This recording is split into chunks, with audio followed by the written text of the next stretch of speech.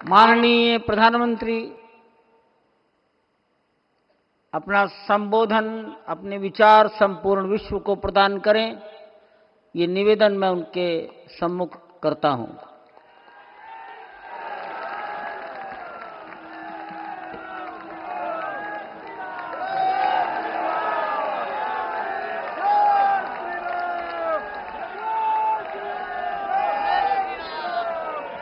सियावर रामचंद्र की, सियावर रामचंद्र की जय सिया राम। उत्तर प्रदेश की राज्यपाल आनंदीबेन पटेल, राष्ट्रीय स्वयंसेवक संघ के परम पूजनीय सरसंघ चालक डॉक्टर मोहन भागवत जी, उत्तर प्रदेश के मुख्यमंत्री योगी आदित्यनाथ जी, श्री राम जन्मभूमि तीर्थ क्षेत्र ट्रस्ट के अध्यक्ष पूज्य महंत नृत्य गोपाल दास जी, पूज्य संत समाज, यहां पधारे सभी भक्तगण, देश और दुनिया से इस ऐतिहासिक पल के साक्षी बन रहे कोटि कोटि राम भक्त, देवी और सज्जनों, आज अयोध्या नगरी भारत की सांस्कृतिक चेतना के एक और उत्कर्ष बिंदु की साक्षी बन रही है। आज संपूर्ण भारत, संपूर्ण विश्व राममय है।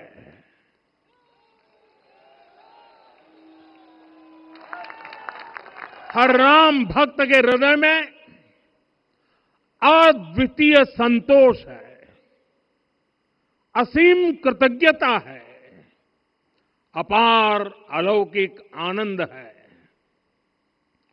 सदियों के घाव भर रहे हैं, सदियों की वेदना आज विराम पा रही है, सदियों का संकल्प आज सिद्धि को प्राप्त हो रहा है। आज उस यज्ञ की पूर्णाहुति है जिसकी अग्नि 500 वर्ष तक प्रज्वलित रही। जो यज्ञ एक पल भी आस्था से डिगा नहीं, एक पल भी विश्वास से टूटा नहीं। आज भगवान श्री राम के गर्भगृह की अनंत ऊर्जा, श्री राम परिवार का दिव्य प्रताप इस धर्म ध्वजा के रूप में इस दिव्यतम भव्यतम मंदिर में प्रतिष्ठापित हुआ है। और साथियों, ये धर्म ध्वजा केवल एक ध्वजा नहीं, ये भारतीय सभ्यता के पुनर्जागरण का ध्वज है। इसका भगवा रंग, इस पर रचित सूर्यवंश की ख्याति, वर्णित ओम शब्द और अंकित कोविदार वृक्ष राम राज्य की कीर्ति को प्रतिरूपित करता है। ये ध्वज संकल्प है, ये ध्वज सफलता है, ये ध्वज संघर्ष से सृजन की गाथा है, ये ध्वज सदियों से चले आ रहे स्वप्नों का साकार स्वरूप है। ये ध्वज संतों की साधना और समाज की सहभागिता की सार्थक परिणति है। साथियों, आने वाली सदियों और सहस्त्र शताब्दियों तक ये धर्म ध्वज प्रभु राम के आदर्शों और सिद्धांतों का उद्घोष करेगा। ये धर्म ध्वज आह्वान करेगा, सत्यमेव जयते नानृतम, यानी जीत सत्य की ही होती है, असत्य की नहीं। ये धर्म ध्वज उद्घोष करेगा, सत्यम एक पदम ब्रह्म सत्य धर्म प्रतिष्ठित, अर्थात सत्य ही ब्रह्म का स्वरूप है, सत्य में ही धर्म स्थापित है। ये धर्म ध्वज प्रेरणा बनेगा, प्राण जाए पर वचन न जाहि, अर्थात जो कहा जाए वही किया जाए। ये धर्म ध्वज संदेश देगा, कर्म प्रधान विश्व रची राखा, अर्थात विश्व में कर्म और कर्तव्य की प्रधानता हो। ये धर्म ध्वज कामना करेगा, बैर न विग्रह आस न त्रासा, सुखमय ताहि सदा सब आशा, यानी भेदभाव पीड़ा परेशानी से मुक्ति, समाज में शांति और सुख हो। ये धर्म ध्वज हमें संकल्पित करेगा, नहीं दरिद्र को दुखी न दीना, यानी हम ऐसा समाज बनाएं जहां गरीबी न हो, कोई दुखी या लाचार न हो।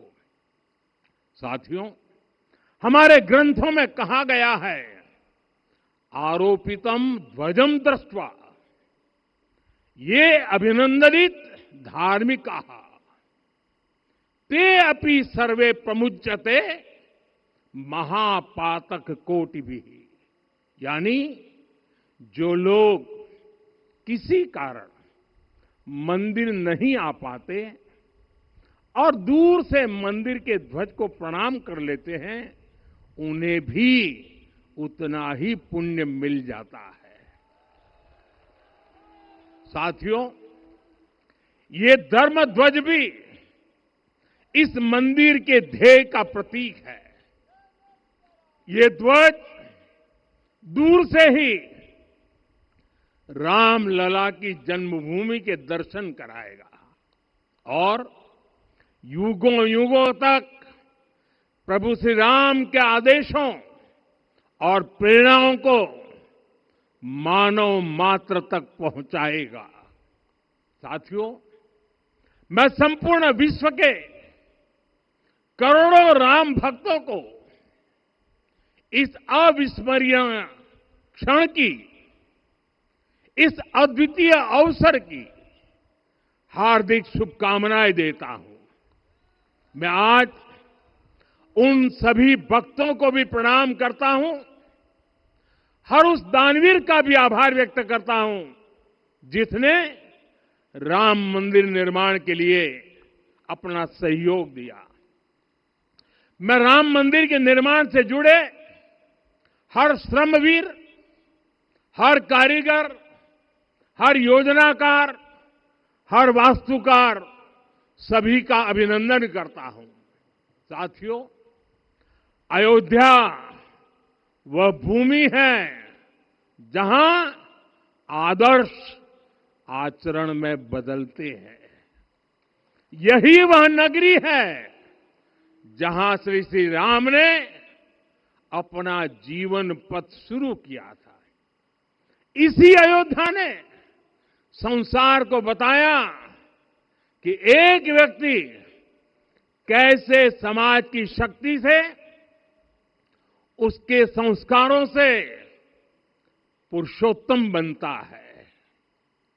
जब श्री राम अयोध्या से वनवास को गए तो वे युवराज राम थे, लेकिन जब लौटे तो मर्यादा पुरुषोत्तम बन करके आए और उनके मर्यादा पुरुषोत्तम बनने में महर्षि वशिष्ठ का ज्ञान, महर्षि विश्वामित्र की दीक्षा, महर्षि अगस्त्य का मार्गदर्शन, निषाद राज की मित्रता, मां शबरी की ममता, भक्त हनुमान का समर्पण, इन सब की अनगिनत ऐसे लोगों की महत्वपूर्ण भूमिका रही है। साथियों, विकसित भारत बनाने के लिए भी समाज की इसी सामूहिक शक्ति की आवश्यकता है।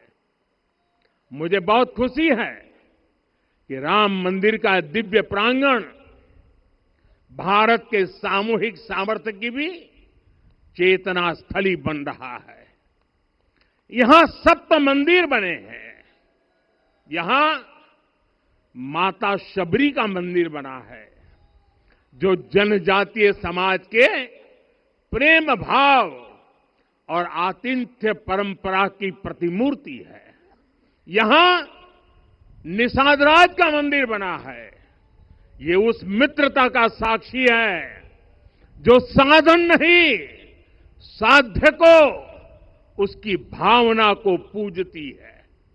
यहां एक ही स्थान पर माता अहिल्या है, महर्षि वाल्मीकि है, महर्षि वशिष्ठ है, महर्षि विश्वामित्र है, महर्षि अगस्त्य है और संत तुलसीदास है।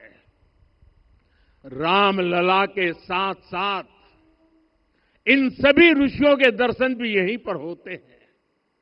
यहां जटायु जी और गिलहरी की मूर्तियां भी हैं, जो बड़े संकल्पों की सिद्धि के लिए हर छोटे से छोटे प्रयास के महत्व को दिखाती है। मैं आज हर देशवासी से कहूंगा कि वो जब भी राम मंदिर आए तो सप्त मंदिर के दर्शन भी अवश्य करें। ये मंदिर हमारी आस्था के साथ साथ मित्रता, कर्तव्य और सामाजिक सद्भाव के मूल्यों को भी शक्ति देते हैं। साथियों, हम सब जानते हैं हमारे राम भेद से नहीं, भाव से जुड़ते हैं। उनके लिए व्यक्ति का कुल नहीं, उसकी भक्ति महत्वपूर्ण है। उन्हें वंश नहीं, मूल्य प्रिय है। उन्हें शक्ति नहीं, सहयोग महान लगता है। आज हम भी उसी भावना से आगे बढ़ रहे हैं।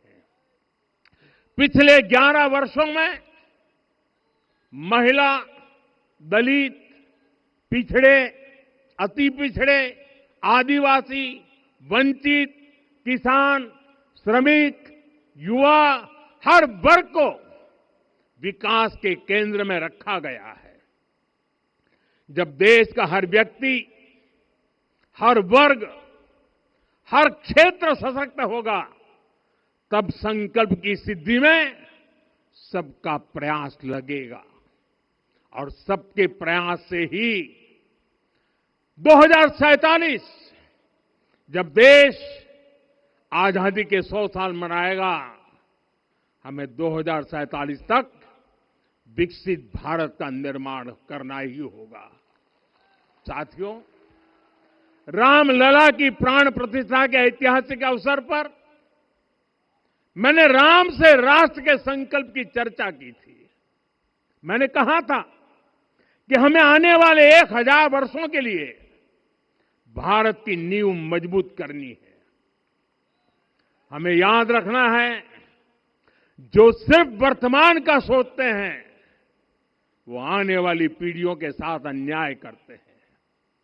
हमें वर्तमान के साथ साथ भावी पीढ़ियों के बारे में भी सोचना है, क्योंकि हम जब नहीं थे ये देश तब भी था। जब हम नहीं रहेंगे ये देश तब भी रहेगा।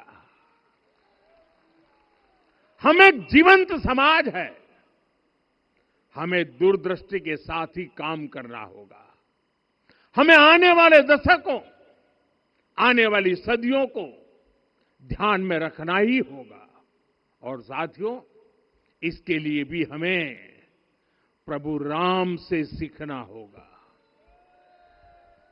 हमें उनके व्यक्तित्व को समझना होगा, हमें उनके व्यवहार को आत्मसात करना होगा। हमें याद रखना होगा, राम यानी आदर्श, राम यानी मर्यादा, राम यानी जीवन का सर्वोच्च चरित्र, राम यानी सत्य और पराक्रम का संगम। दिव्य गुणे शक्र समो रामः सत्य पराक्रमः। राम यानी धर्म पथ पर चलने वाला व्यक्तित्व। रामः सत्पुरुषो लोके सत्यः सत्यपरायणः। राम यानी जनता के सुख को सर्वोपरि रखना, प्रजा सुखत्वे चंद्रस्य। राम यानी धर्म और क्षमा का दरिया। वसुधाया क्षमा गुणे है। राम यानी ज्ञान और विवेक की पराकाष्ठा। बुद्ध या बृहस्पति तुल्य। राम यानी कोमलता में दृढ़ता। मृदु पूर्वज भाषते। राम यानी कृतज्ञता का सर्वोच्च उदाहरण। कदाचन नोपकारेण कृति नैकेन तुष्यति। राम यानी श्रेष्ठ संगति का चयन। शीला वृद्धे ज्ञान वृद्धे वयोवृद्धे च सज्जनै। राम यानी विनम्रता में महाबल। वीर्यवान च वीर्येण महता स्वेन विस्मितः। राम यानी सत्य का अडिग संकल्प। न च अनुत्र कथो विद्वान। राम यानी जागरूक, अनुशासित और निष्कपट मन। निस्तिंद्र अपम्रत च स्वदोष परदोषवित। साथियों, राम सिर्फ एक व्यक्ति नहीं, राम एक मूल्य है, एक मर्यादा है, एक दिशा है। अगर भारत को साल 2047 तक विकसित बनाना है, अगर समाज को सामर्थ्यवान बनाना है, तो हमें अपने भीतर राम को जगाना होगा। हमें अपने भीतर के राम की प्राण प्रतिष्ठा करनी होगी। और इस संकल्प के लिए आज से बेहतर दिन और क्या हो सकता है। साथियों, 25 नवंबर का यह ऐतिहासिक दिन अपनी विरासत पर गर्व का एक और अद्भुत क्षण लेकर आया है। इसकी वजह है धर्म ध्वजा पर अंकित कोविदार वृक्ष। ये कोविदार वृक्ष इस बात का उदाहरण है कि जब हम अपनी जड़ों से कट जाते हैं तो हमारा वैभव इतिहास के पन्नों में दब जाता है। साथियों, जब भरत अपनी सेना के साथ चित्रकूट पहुंचे तो लक्ष्मण ने दूर से ही अयोध्या की सेना को पहचान लिया। ये कैसे हुआ, इसका वर्णन वाल्मीकि जी ने किया है। और वाल्मीकि जी ने क्या वर्णन किया है? उन्होंने कहा है, विराजित उद्गत स्कंधम कोविदार ध्वज रथे। लक्ष्मण कहते हैं, राम, सामने जो तेजस्वी प्रकाश में विशाल वृक्ष जैसा ध्वज दिखाई दे रहा है, वही अयोध्या की सेना का ध्वज है। उस पर कोविदार का शुभ चिन्ह अंकित है। साथियों, आज जब राम मंदिर के प्रांगण में कोविदार फिर से प्रतिष्ठित हो रहा है, यह केवल एक वृक्ष की वापसी नहीं है, यह हमारी स्मृति की वापसी है, हमारी अस्मिता का पुनर्जागरण है, हमारी स्वाभिमानी सभ्यता का पुनः उद्घोष है। कोविदार वृक्ष हमें याद दिलाता है कि जब हम अपनी पहचान भूलते हैं तो हम स्वयं को खो देते हैं, और जब पहचान लौटती है तो राष्ट्र का आत्मविश्वास भी लौट आता है। और इसलिए मैं कहता हूं, देश को आगे बढ़ना है तो अपनी विरासत पर गर्व करना होगा। साथियों, अपनी विरासत पर गर्व के साथ साथ एक और बात भी महत्वपूर्ण है, और वो है गुलामी की मानसिकता से पूरी तरह मुक्ति। आज से 190 साल पहले 190 साल पहले साल 1835 में 1835 में मैकाले नाम के एक अंग्रेज ने भारत को अपनी जड़ों से उखाड़ने के बीज बोए थे। मैकाले ने भारत में मानसिक गुलामी की नींव रखी थी। 10 साल बाद यानी 2035 में उस अपवित्र घटना को 200 वर्ष पूरे हो रहे हैं।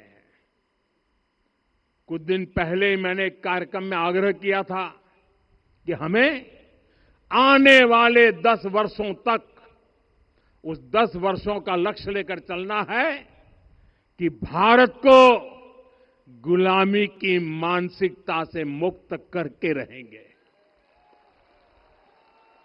साथियों, सबसे बड़ा दुर्भाग्य यह है कि मैकाले ने जो कुछ सोचा था उसका प्रभाव कहीं व्यापक हुआ।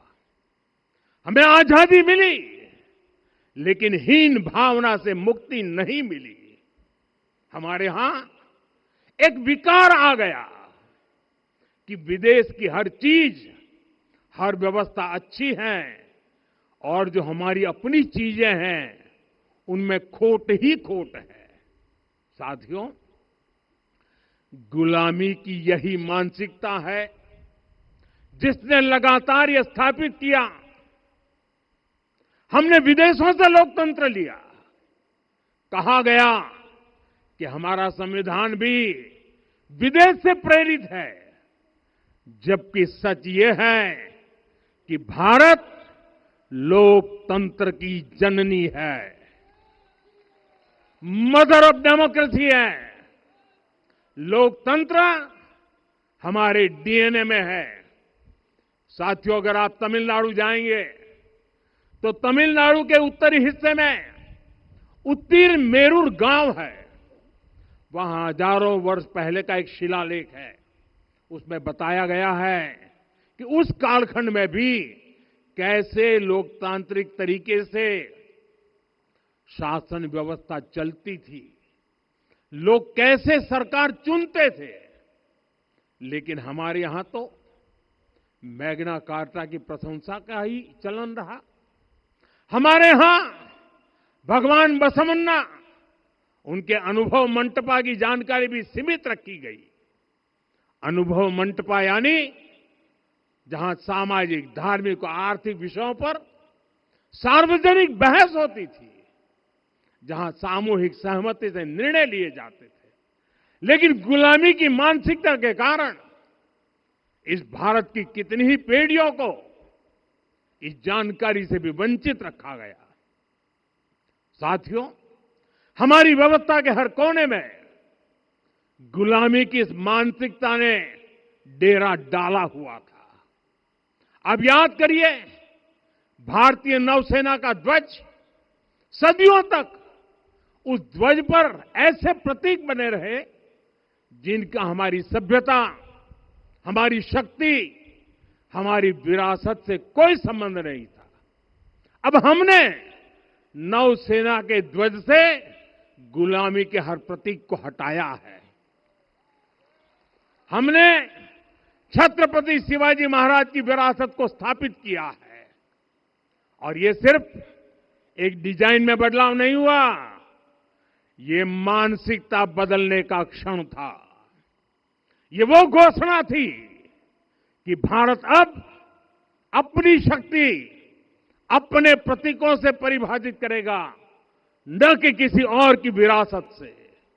और साथियों, यही परिवर्तन आज अयोध्या में भी दिख रहा है।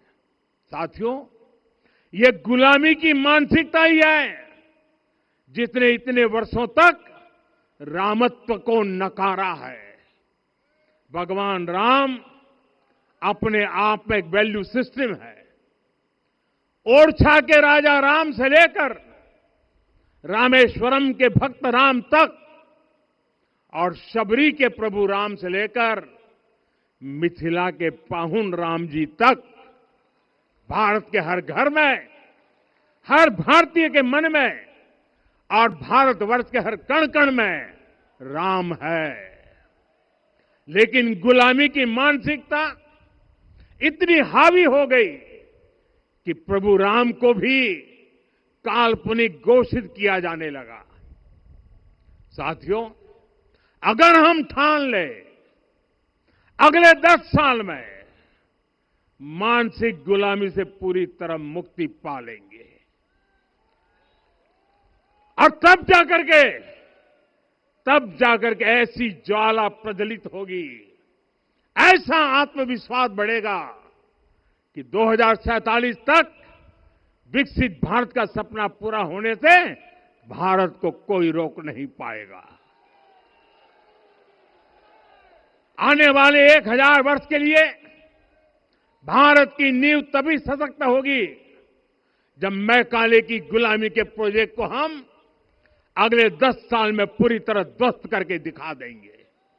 साथियों, अयोध्या धाम में रामलला का मंदिर परिसर भव्य से भव्यतम हो रहा है और साथ ही अयोध्या को संवारने का काम लगातार जारी है।